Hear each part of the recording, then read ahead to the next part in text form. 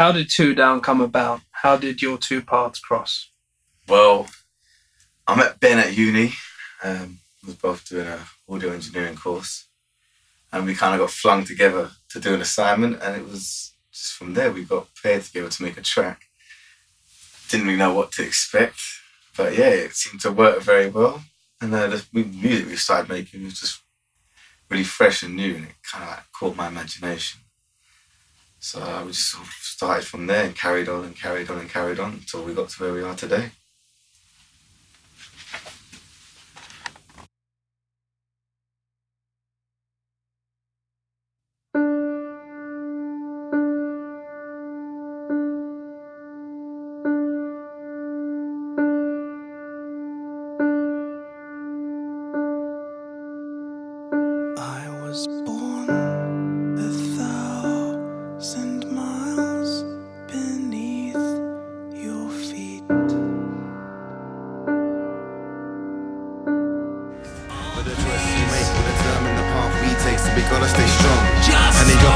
So we're finally here. 5 years later, we're ready to complete our journey and start tracking The Two Lost Boys, which has been an album twice now. We've actually done this to two different completions and still never released a damn thing.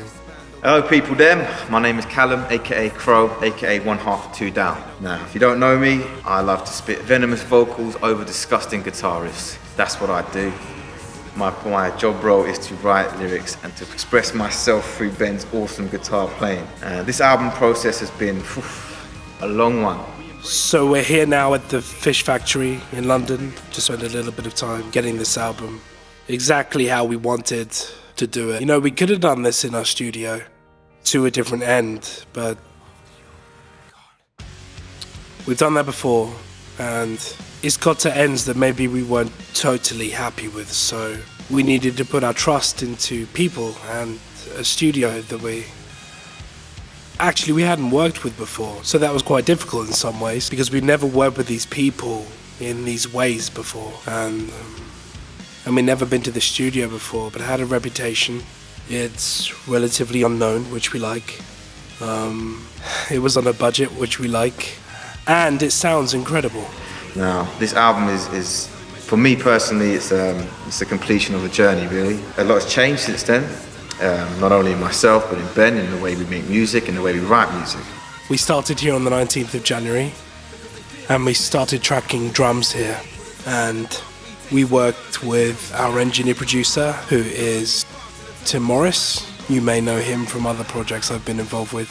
And Steve Muncaster, who is our resident drummer for this album and is doing an astonishing job. The fundamentals of Two Down stay the same. We want to write music and give you music which has a meaning, which gives something to you which you can take away and use in your everyday life. We like powerful music with inspiring messages, and this is what this album is about.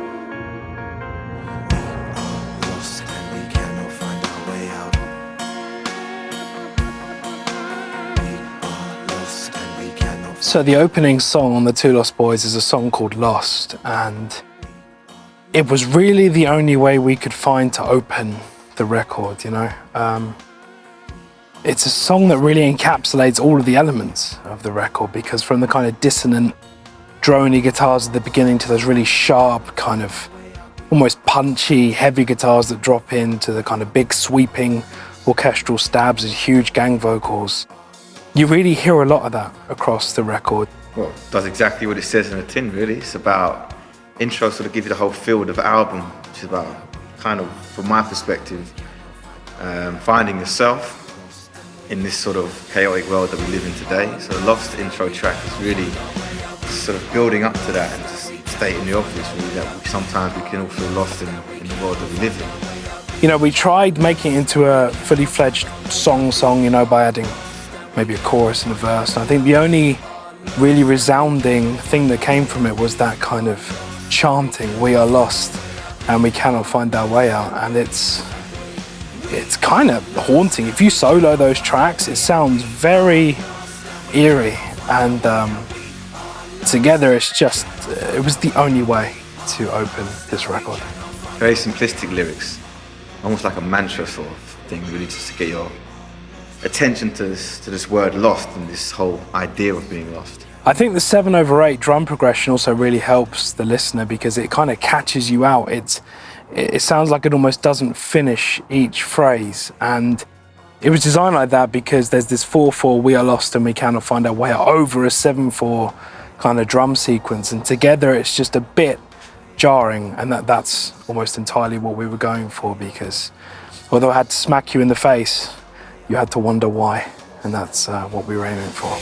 We are lost and we cannot find our way out. We are lost and we cannot find our way out. We are lost and we cannot find our way out. We are lost and we cannot find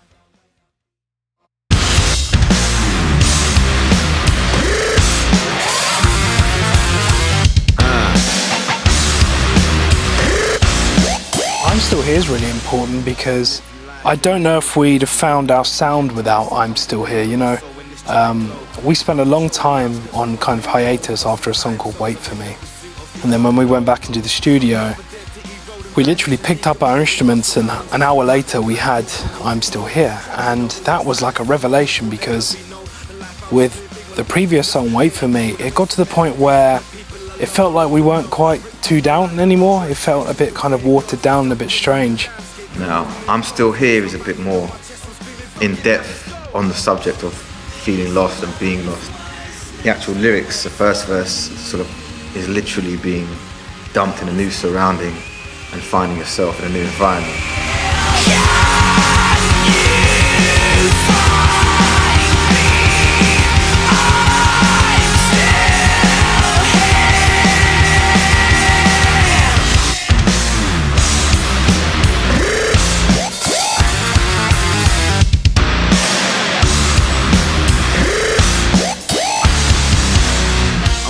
So that break really helped us kind of regroup our thoughts and kind of helped us understand what we want to be. And I think I'm Still Here laid the foundations for creating the two down sound, because we'd been so kind of crazy with genres and swapping out genres here and there. And I think I'm Still Here really kind of concluded that search. Things new.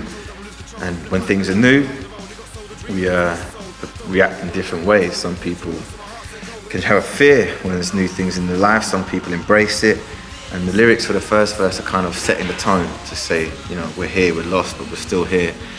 Even though we're in a new place, we're still the same person. Of this realization that we are lost, however, we can still function, we can still progress in life and find our way. Help me, I'm stuck in this. Help me, I'm stuck in this.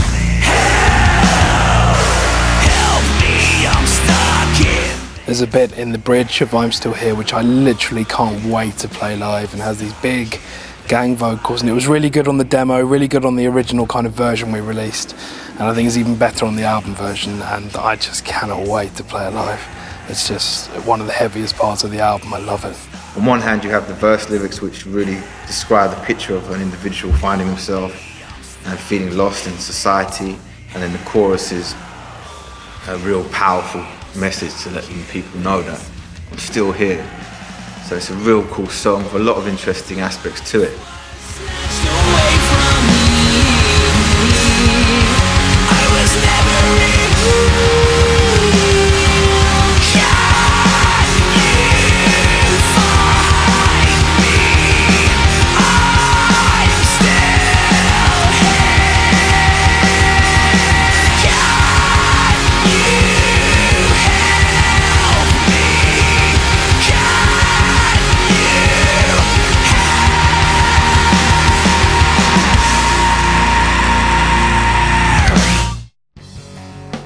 Stuff. I told you about this. What's up?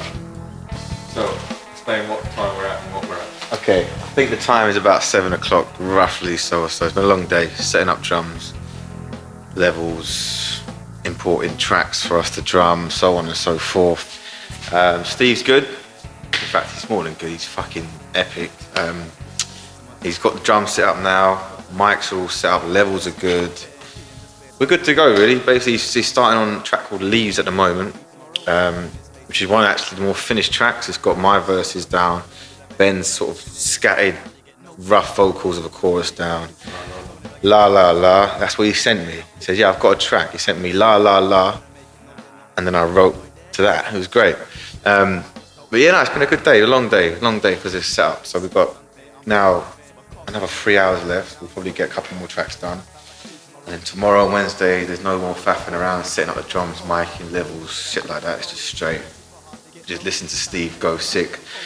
And then we'll just put our 2 cents in. We don't want to restrict him too much because, you know, he's a fucking brilliant drummer and we're not drummers, so we're happy for him to sort of take what we've given him, the stems, and build around it. Obviously, we'll throw input where we feel necessary. But honestly, he knows what he's doing, man. He's got this covered. Just sit back and enjoy the ride. Yeah. Peace out, homies. Can't film this part.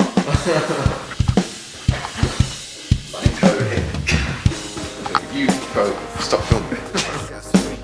Silenced by the silence of surroundings, drowning in a sea of leaves. Diagnosed with being intoxicated with my mind full of sin. Would you agree that the only way to keep me quiet is to lock me up and throw away the key? But a prisoner still has a voice, so another plan is what they had for me. A slow death is not satisfying enough, so instead they've set me free. Holding on to the pain of knowing that a wolf closes in on humanity. With the existence of life in the balance, I close my eyes. Yeah, what's happening? I'm Steve. Got drafted in to play drums on the 2 Down records. It's fucking sick, I'm really enjoying it. When I got sent the tracks, I was just into it straight away. So I phoned Ben, so I'm in. And then I've known Tim, the producer, for a long time.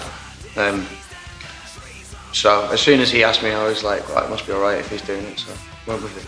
And yeah, I'm really, really into it. I'm having a good time, looking forward to it. I'm looking forward to doing the outro. Yeah, that's going to be massive. I'm stoked. We're going to do so many. There's like a massive snare build-up thing in it. It's just like,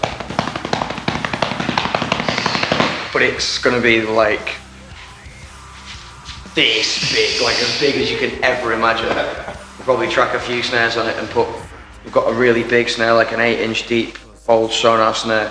I'm going to put that in the middle of the room with mics miles away from it, and it's just going to sound like.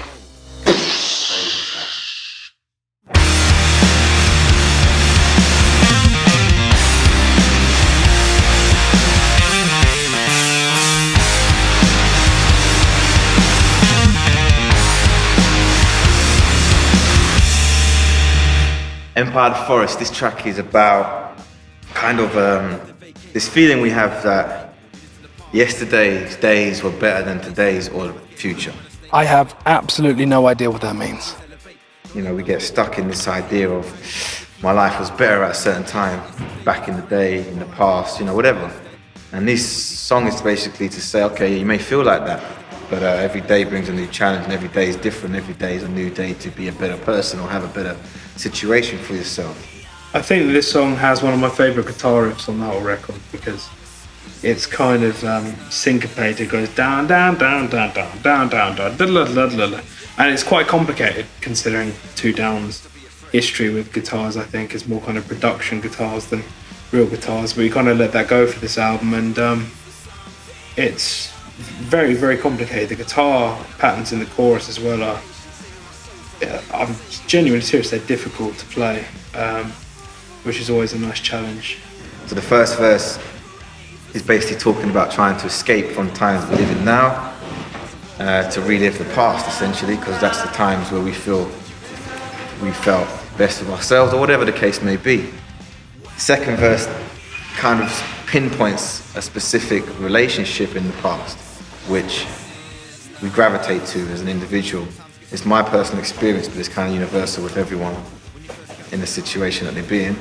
There's a really nice back and forth with this song where Callum and I kind of do question and answers, and it tells a story of a guy who I play, basically, who doesn't want the world to continue, preferred the idea of yesterdays and his history, and doesn't want to see these kind of modern world changes that we have to experience every day, and the kind of last bastion of hope, I guess. And Callum answers it with, don't be so stupid, basically, like, we're all in this together, and the future's essentially bright. So it's about putting things in perspective, not being stuck in the past and looking to a brighter future, because it will come. And if you let your mind sort of drag on what's happened before, then your future will always be affected by that. And that's kind of what Empire of the Forest is all about. It's quite a powerful song, man. Like all these songs in these albums are real, collectively they're powerful, man. They all bring a message to it. So Empire of the Forest is basically keep your head up, don't get stuck in the past.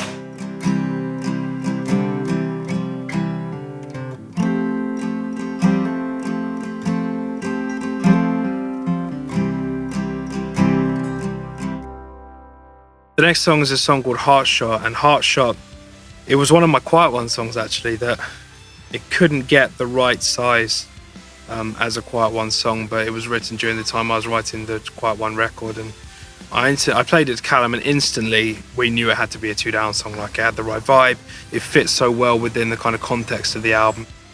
This is another powerful song with a really good, strong message. Essentially, it's a relationship-based song. Very universal once again. Everyone's been through these emotions and these feelings. And it starts off in the first verse. It's about a man really sort of pouring out his heart and letting his thoughts and his failures come to fruition and expressing them and sharing them with the world, essentially. In relationships, we all make mistakes, we all do things that we regret at a later time. Both hoped it would never take place, so now I'm nervous, twitching, trying not to look you in the face. No eye contact, no, a mistake I won't make. First verse is outlining that and just basically saying, yeah, I fucked up, and explaining why I fucked up. And then the chorus kind of lends itself to, that pain that comes with fucking up in a relationship. Because it's real and it hurts and it lasts a long time. I don't ask for forgiveness, I know what I've done. I don't blame you for leaving. You both hate the man I've been. And then we move on to the second verse, where it's kind of, again, more detailed of the failures and faults of this particular individual, and how he's going to try to repair the damage that's been caused. One thing that needs to be said about Heart Shot is how we came to decide where to pitch it, because obviously it was a Quiet One song and then we turned it into a 2 Down song, and those things are vastly incompatible. And one person we should really thank for that is John Williams, the drummer, not the composer, because he helped us kind of really understand where we could take it. I gave John a really rough version of Heart Shot. I think it was probably the Quiet One version with just some drums and bass on it. And he then sent us back something that we'd never even thought of, these kind of interesting snare rolls in the verse and stuff. We then gave that to Steve, and Steve kind of brought it more into the realm of the album. But without John, I don't know if it would have sounded the same. So we have to thank John for that. I mean, the instrumentation in the song is just insane. It's got such a beautiful melodic vibe. And then it builds into a bridge, and the bridge is kind of a conclusion of, the beating yourself up. That cycle has to come to an end at some point, because, okay, we make mistakes, but we can't be stuck with them for the rest of our lives. We have to learn to move on, accept them, and embrace them. And the bridge just ties that in, basically lets the message be known that the individuals accepted the faults. This whole album is real personal, about self-empowerment and learning to deal with things in your life and not letting them affect you in a wrong way, and take the positives out of the negatives. The beating yourself up, that cycle has to come to an end at some point, because, okay, we make mistakes, but we can't be stuck with them for the rest of our lives. We have to learn to move on, accept them, and embrace them. And the bridge just ties that in, basically lets the message be known that the individuals accepted the faults, and it is what it is, and now the relationship can either end or progress and move past this stage. Walking in circles, I'm falling apart. I just need you to help me and help heal the scars on my heart. I don't. That's not good. Just keep going. Ooh. Ooh, you say it 3 times. Ooh.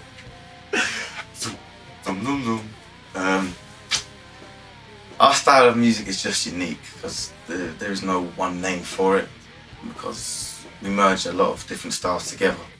Obviously Ben, you know, he's very up to date and he's very good at what he does, which is a lot of guitars, a lot of heavy stuff, but again he can also do light stuff. And then I'll bring in more of a hip hop, grime sort of energy, which we then mix together, and every time it's different. I would say Origins, the style was very much just rock, grime, mixer. It was very raw. There was less thought process. It was very much, this is what we want. Let's just do it and go for it. Can't hear it. Oh, can give you? us a spit. No, you can just do a freestyle. Sometimes the loving of a mother is just not enough. Father figure needed to show the kid how to toughen up. Reckless you running wild, that was me when I was growing up. My father had to discipline me so I could just wisen up. A tough nut to crack though, I just didn't want to listen. I thought I knew it all as I gazed through a short-sighted vision. So we clashed as he prepared me for this life mission. He used to tell me if the fire's too hot, get out the fucking kitchen. And he would teach me, but still I tried to fight it though. An independent mind, you know, trying to be self-reliable. When shit hits the fan, who's the first man I call? Something still gotta finish it all. Now we tend to take more time with it and play around with different parts a lot more. Go back, rewrite stuff, rework bits, and that in that way the music it gels together a lot better. So the style now, again, you couldn't really give it a name. It's just the two down way. It's just the music we make is what it is. You can't box it in or pigeonhole it because it is what it is. You can like it or lump it.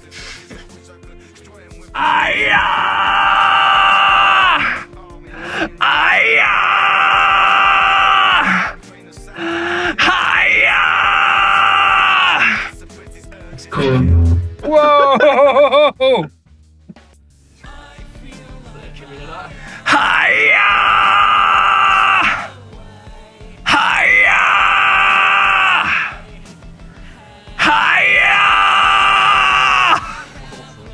Okay. Let's try that. Go away. That's recording time. Gonna go check BNN. He's just in the studio now working on, I think, different intro for the song, Leave Your Soul at the Door. But yeah, let's go see what he's up to, boys. And girls, sorry. What's up, Benny boy? What's up? How's it going? I've just deleted all the vocals. Shit. I wasn't expecting to hear that, man. I wanted to. I just wasn't happening. All the vocals? All of my vocals, not yours. Okay. So you're gonna sing them again? Yeah. Why? Because of sadness. Sadness overwhelmed me because they weren't good enough. Yes. And I saved it. Are you serious? Unfortunately, yeah. Alright, the song might take a bit longer. You just saw the door might be out next Christmas. Okay, that's enough info for you, Doc. Bye.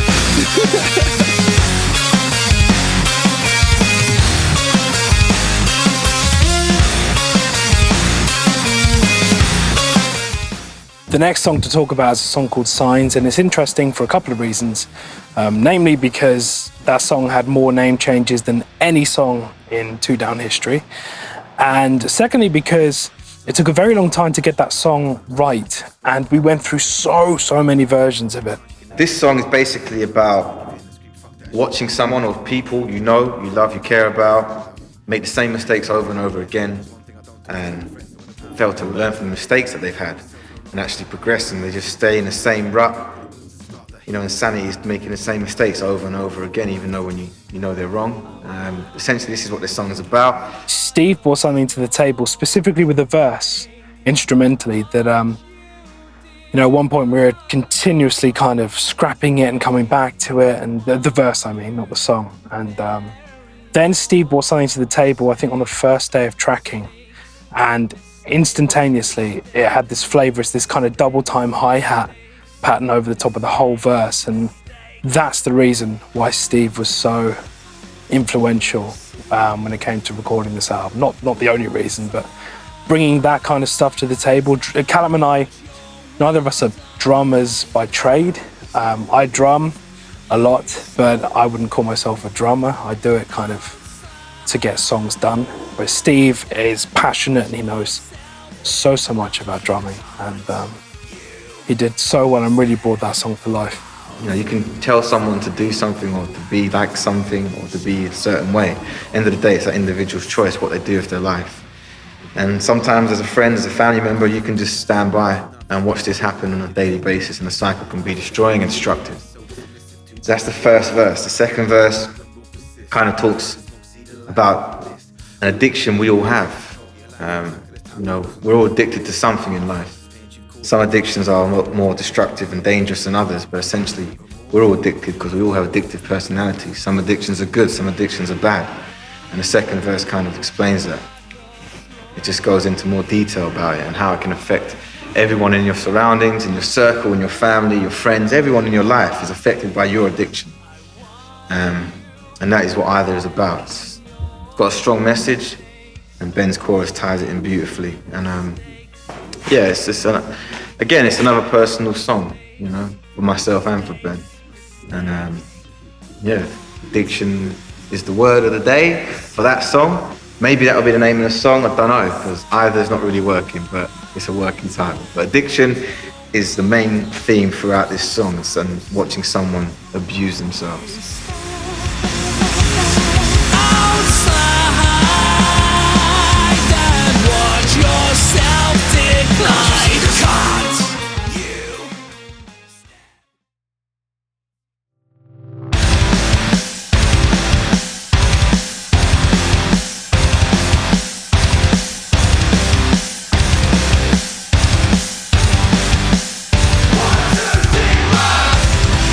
The next song is a song called Run To You, and Run To You is easily the oldest song on this record, being 6 or 7 years old. And we wanted to really approach it in a really fresh way, because the original Run To You was a ballad that had a real hip-hoppy element, but that instantly didn't feel right. Like, we've always known it didn't feel right either, and the versions we had before were kind of not perfect versions. Yeah, this song is about, as you can tell, 5 years ago is a long time period, and at that time, this particular song was written at a time where, you know, I was going through quite a bit of, you know, troubles in my relationship, and this is essentially what that song is about. It's about, sometimes you might love someone, but, you know, you may come a time where you think they're not the best thing for you. And it comes a choice you have to make about your relationship. Are you going to stick with it? Are you going to keep going back to an individual? Or are you going to move on and start a new chapter of your life? And it's kind of, the song kind of captures that point where the decision's not been made yet. And you're wrestling with that emotions and how to deal with it and what choices to make. We've added some kind of punky elements, some elements that I wouldn't normally transfuse with a song like Run To You, but now it's at a place in the record where it's kind of a lull. I think it's kind of a lull in the record, because we wanted it to have a shape, this record. We wanted it to kind of stomp and punch you at the beginning, and then wanted there to be some sort of residual decline. Run To You isn't a soft song. It's a hard song, but there's a ballady element, you know, big open chords. Essentially, the verse talks about how someone cannot be good enough for someone in their own eyes, and that can make them want to distance themselves from the relationship, as they may fail to live up to expectations.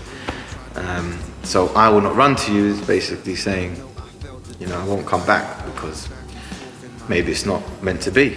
Run To You also has one of my favourite bridges on this record, from Callum singing, this active singing on it, to the gang vocals and everything in between, and a really kind of rocked out last chorus, double time chorus. And you know, it didn't have that originally, and that really put it into that kind of punk arena. That double time chorus at the end really helps kind of drive the song home. And yeah, I'm very proud of what we've done with Run To You.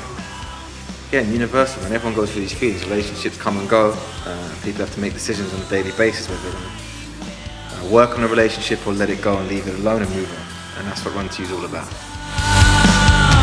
will not run to, run to, run to. I will not run to, run to, run to. And that film's not as old as I thought it was. That film was like 1994 or something. It's really not that old. still can't resist every time I get into one of those lifts that's called Schindler.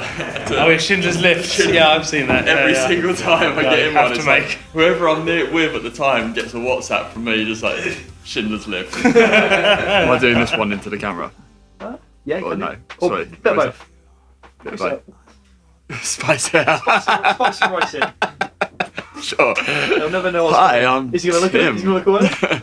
I think an important person to mention at this point is Tim Morris, because not only did he engineer our record, he mixed it, which is no easy feat when you have like 150 stems of orchestra. It's not that simple, and Tim did an amazing job. I think Callum will definitely agree. No, hi, I'm Tim Morris. I've been asked to come on board for this project by Callum and Ben to record the Two Down album, The Two Lost Boys. They've asked me to come in and help them out with certain aspects of the process, so recording drums, strings, gang vocals, piano, all that kind of stuff. So they've asked me to get on board and lend a hand and lend an ear in those areas. We're kind of in awe of Tim in many ways, because he gets this kind of, just his drum tone. I don't know many people who can do it. Like, it's aggressive, but it's not in your face, and it's kind of, you can hear the nuances of the kit, and you very rarely hear nuances in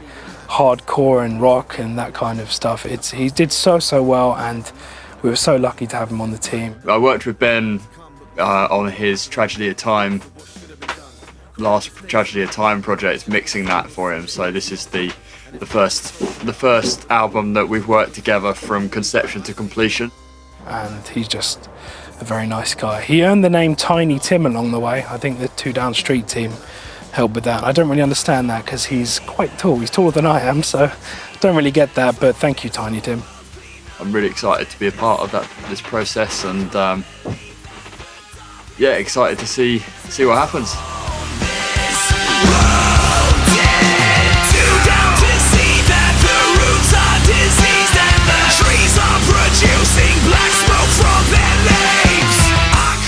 Leaves it just has the heaviest riff on the record at the beginning, and Leaves has been with us for a couple of years now, and it's only just really taken shape though, and has a very interesting beginning with a very specific word at one point.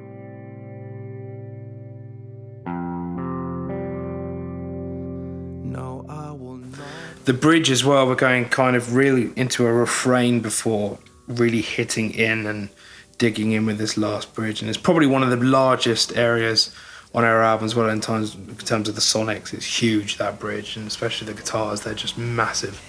And it talks about this kind of metaphorical tree, and well, in a very metaphorical way, about a tree that's dying and it's polluted and all sorts of things, and there's branches are weeping and things, and it's kind of vague metaphor for what's going on with humanity. I can't believe that the darkness I've seen hasn't torn this whole world clean apart at the seams. I can't believe that the darkness I've seen hasn't torn this world down. But there's a really groovy verse that really lifts the song as well, and I think without that it would be a kind of stock song. Where that verse really adds some diversity to this song, and it's a good one.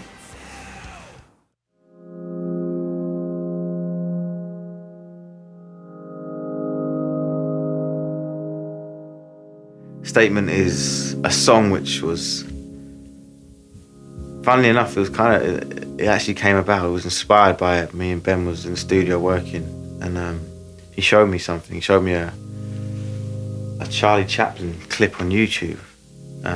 It wasn't what you'd expect from Charlie Chaplin. It wasn't any sort of slapstick comedy or anything like that. It was quite a powerful, moving speech that I don't know where it was filmed or recorded, but he gives a really empowering speech basically about the state of affairs in society and the world in general, and touches on all areas. And it was after watching that I really wanted to put something like that on the album, a sort of message, a statement basically of intent. And yeah, it was, I think Ben came to me with the guitar riff, and I was just listening to it, and straight away just, you could feel, sometimes you hear things for the first time and you know, things just pop into your head and you start, writing down or whatever. And we was actually here when I started writing for it. We was in this studio here, the Fish Factory, recording drums with Steve Moncaster. And I was in the room over there, and straight away lyrics came to me, and kind of developed from 2 lines into this, monster of a dialect, basically. There's not really a rhyme pattern to it. It's more like poetry, spoken word. And it's just basically talking about things that I've observed and what's going on in the world, and us as a humanity, where we are, and things that are bringing us down, and try and touch on the things that can help us to come out of the other end of whatever turmoil we go through as a race, as a human being. And the song builds up constantly, and the lyrics build with the song. So you'll hear, at first it's kind of calm, sort of breaking it down, and then as the song builds, my energy and my vocals build with the song, and the content of what I'm saying builds, becomes a storyline, comes to an end towards the end of the song. Essentially, it's a message to the humanity as a whole. Things that are there to bring us down, and what can be done to move past that and achieve things together. Really powerful song though, cool stuff. That's the statement. And the hope that the weak will take their own lives for a road, but no, we are not so frail. And as we acknowledge the finer details, we are empowered by the truth and light that appears to guide us home. So humanity will prevail, as we will all refuse to let our soul be sold. Refuse to breathe until we're proud of what we're fighting for. How's today gone, man? Today's gone well, mate. It's good. Currently Instagramming, sorry. That's gone well. First day of vocals done, and with Magic Tim, who's in there. One of the last things I did was scream "fuck" at the top of my voice, which is good fun. Just do loads of them now. Go on. Fuck. Fuck. Fuck. Fuck. Fuck. That was a good one. That was a good one. We've got loads of different fucks now. Stop fucking about. How many fucks do you give? I'd say at least a baker's dozen. There it is.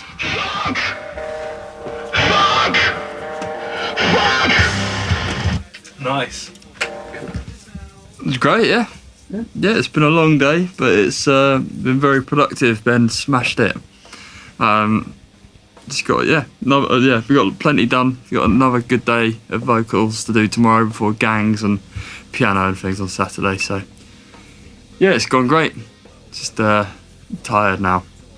Been editing screams for way too long today. Probably about 75% done. But the finishing touches is what's going to make this album exceptional. When we get to the synths and our added sub bass, it's going to be beautiful, I tell you. And I can't wait to hear Ben's finished vocals. He's halfway through, he's getting there, and they complement my vocals brilliantly, because now everything's tying in and making sense. And every song is delivering from start to finish. So you're going to put this CD in, you're going to play this on your iPhone, you're going to do however you can get this, you're going to get it. And you're going to play it, and you're not going to skip one song, I guarantee you. And that is what makes a classic album. I feel that's what we've got here. Amazing thing, it's how we measure our existence. Now we can live a whole lifespan, but we could die in an instant. Some live life on the edge, because they don't fear death. Some wish life will never end, because they fear what's next. It's a song that's about experiencing life to the fullest, and it's a song that, again, we haven't really broached this area before. And sonically as well, this record is quite somber and at the same time quite muted all the way through until this big kind of, it sounds highly edited, but actually it's highly programmed guitars. I can play it live like it is because of a series of pedals that do that sound for me. And It's a really melodic song, man. It's most of the song is quite simple. There's not a lot of drums or percussion in it. and then towards the end it builds up, and you get a really heavy climax to the song. Love life, we embrace it and hold on. Has a really cool back and forth chorus as well, and I sing the verses as well, which is quite alien for me in Two Down. My vocal is used as I started writing it as a verse, and then 2-3 lines into it felt more like a chorus, just by the sort of rhythm and the feel of the vocals and the rhyming pattern. And basically it's about essentially about a song about, again, empowerment. It starts off quiet, and by the end the chorus is very powerful, the same lyrics, but the tone and the way it's being said changes. And it's, again, the whole way through the song about being empowered and uplifting yourself to achieve better things. Time is an amazing thing, it's how we measure our existence. And we can live a whole lifespan, or we can die in an instant. And some live life on the edge, cause they don't fear death. And some wish life would never end. Come on, line up to see me. Come on, line up to see me go down. Come on, line up to see me. Come on, line up to see me drown.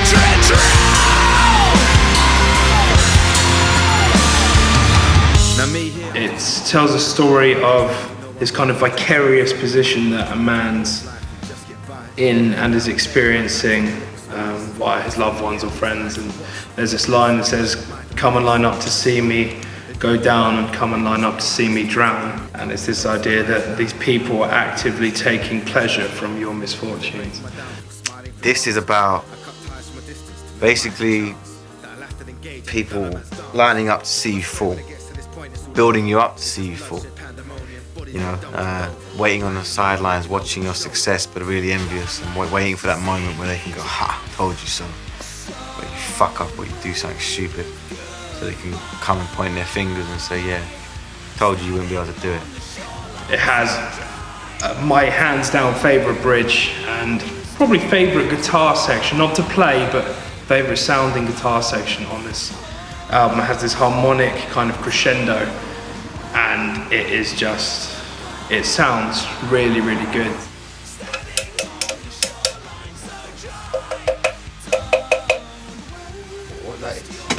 I've never seen anything.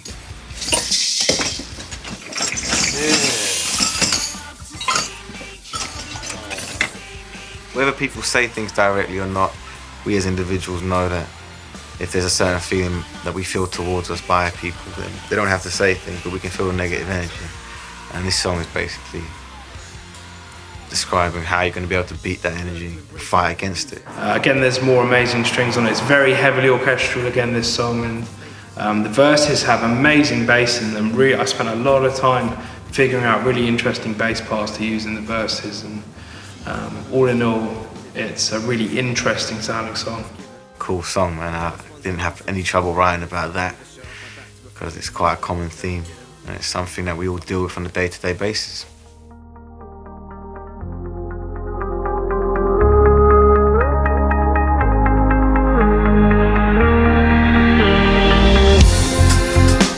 The next song on the record is This Time Around, and This Time Around is an older song. You may know, in fact, it's like 7 years old, and the version that was in demo, we always knew it was a demo and we always wanted to make an album version, but to make an album version we wanted to push it, like we had to do something with it that we hadn't done. Learn from the past, so trust you can know that. I hold my cards real close to my chest, seen too many friendships ending a mess. Kind of demo version was so cool that we wanted to keep so many of the elements, so it was that kind of juxtaposition between the two. But I think what we ended up with was something that we complemented in the best way possible without ruining the kind of groundwork of what was already there, and it has some amazing orchestral parts now that really bring the song to life, and of course the ending is another traditional 2 down big one, so yeah. This time around, I don't. What have we done today then, Tim? So far, we have recorded some acoustic guitar and some piano, and we're about to do some gang vocals with the lovely gentleman that arrived to the studio recently. Okay, so who are you? there's not a picture. You don't know? They don't know. Oh. I'm Charlie. I'm Abel. Matt. I'm Nicholas. And we're the Two Down Street team! Edit that out, please. Please start again. I think another group of people that's really worth mentioning is the Two Down Street team, because these are people who just want to be a part of what we're doing. They're not paid to do it. They kind of just help with promotion and help wherever they can. And we were lucky enough to meet them when they came down to North London for the gang vocal day. And I think we ruined their voices massively. It's rock cracked again at the end of the second one. Best of me! How do you? What have you done today? We were just, we nailed down some vocals, gang vocals. Some pretty cool gang vocals today. Yeah. These are good words. How many words are there? There's at least 2. What's the best word? Fuck! No, I like swan. That's not a word, that's an instruction. Oh. We very rarely sing about swans. Quick, Ben, make a noise! Ha! There's Tim. What kind of singing have you done? Screaming. We've done screaming, we've done Screaming, melodic. Screaming. Swan-like. Some more Yeah, screaming. we screamed like a swan. No, but it was good because, all of it contributes towards... RSPCA. I Shut up, wouldn't say Abel. that. But no, overall it was a really good day. I think I had a good fun. It was the soft one. I don't think you killed the best of me! I don't think you killed the best of me! And, what was your favourite song today, Nick? If you can remember it. Hard shot. Well, Leaves was... Hard shot, Leaves. We didn't hear much of Leaves, did we? It was just fuck. That's what we said. It was just We started fuck, off with I'm literally. Still Here. I'm still here, like... I'm still here, yeah. I did that a while ago as well, so I did it again today. So I that guess, was good. yeah, Heart Shot was good. Heart Shot was definitely good. Even though it was just 2 words we had to sing, Yeah, no. it was very... Oh, You're Full, remade. that's very good. Fantastic. That was my favourite, I think. Good line. Yeah. Very good glockenspiel. It was just really nice because they got to be a part of it, and I really look forward to working with them in the future on various projects as well. Very, very cool bunch of lads. Here he is. Yeah, it's Big Ben.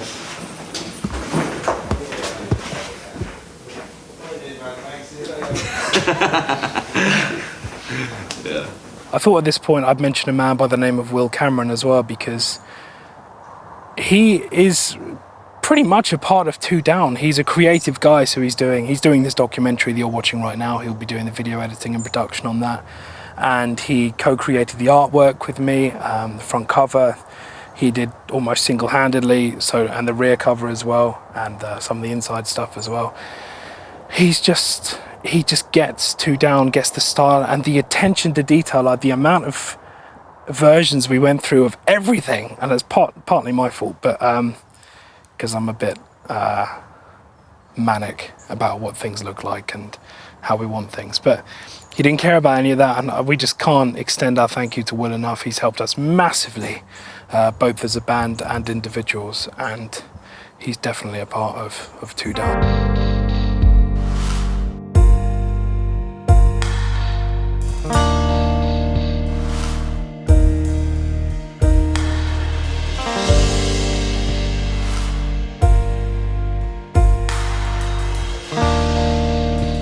Squid tubes. Okay. Milkfish. Unit. Let's go in front of that. I'm going to talk about a song called The Unit. We've always wanted to talk about family before, but not in a way that was soppy when it comes to our families. But The Unit, as it's called, is a song, as it's currently called anyway, is a song that's more about the kind of perseverance of a family and what it takes to be a family. And I think on the whole, it has a huge ending. Like, it has a kind of almost epic style ending, and I'm not sure that any of the other songs on the record have an ending that's quite as diverse as The Unit. And it goes from an almost kind of hip-hoppy with a slightly punk guitar through the main version of the song to an almost anthemic, Callum calls it, an Olympic ending. And it's definitely one of the most interesting songs on the record. Explain as we're walking back to the hotel about what last night? Last night was one of the worst nights of my life. We got back to the hotel. What did we get back? Like 10:30? Yeah. And we got into bed, nothing came. And not really. And Callum, he snored, non-stop. I mean, literally, you said there was like a 10-minute break at 5 o'clock in the morning. Yeah. And oh God, and I'm known as being a snorer, yeah, like I snore.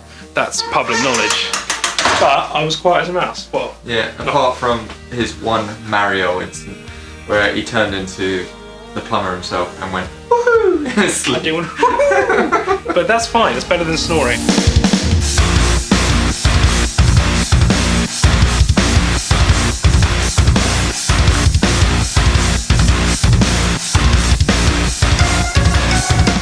Your For was an original demo. It wasn't actually supposed to be on the Two Lost Boys, it was just a demo we found in transit really.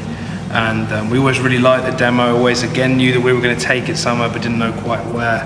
And so we spent a lot of time thinking about the actual instrumentation of Your For, because before where it was just guitar, bass and drums, a little bit of synth, we wanted to really hone in on a diverse range of instruments. So there's a dulcimer on it, there's a hammered piano, there's a glockenspiel, xylophone, marimba. There's a lot of things specifically in the verses of Your For which really make it what it is now. And of course the bridge was always one of the kind of screamiest bridges that we've done today, and I think we've really brought that to life with the gang vocals as well. And I really hope we did the demo justice. It's always very difficult releasing demos, re-releasing demos, because people get attached to them, but we like to share our demos kind of hot off the press, and so I hope that people appreciate this new and, in my opinion, far improved version of Your For. They're remaking Scarface with the same director who directed the first one in 1983. Who's going to play? I don't know, they didn't say nothing like that yet, but Al Pacino. No, what's his Tony Montana, man. I take over the world, man. But it's not gonna be no Cuban, man. It's gonna be from Mexico. It's gonna be a Mexican, Mexican immigrant or whatever. They're remaking Scarface. Oh yeah. They need a remake? I don't know. It's what they do, don't they? They just remake things. It's been long enough now. Okay, we're allowed to remake it now. Yeah, sweet. It's like someone with a countdown. Yeah, classic exactly. films. Alright, how are we going to support money? Sweet, Scarface has reached its remake day. Let's go! Yeah. Your life just asking why. Don't waste yourself on others. It's all sounding really, really great. Really pleased with how it's all come out. It's all starting to tie up now. It's really nice at this stage of the project when you can hear all of the guitars going on, the strings and everything starting to sort of galvanise together and become closer to the complete visions that everyone had for the tracks when we set out to record this. So Ben, what are your main influences when making your music? The music comes quite naturally, but we live everyday lives as well, so everything that goes on around us we write down, we put it in lyrics and we try to adapt it into songs, be it through lyrics or instrumentally or anything. We are as susceptible to advertising as anyone else is, and we are as susceptible to news and coverage and globalization as everyone is. I think more vulnerable, not as susceptible, we're more vulnerable, so we write down what we hear and what we see.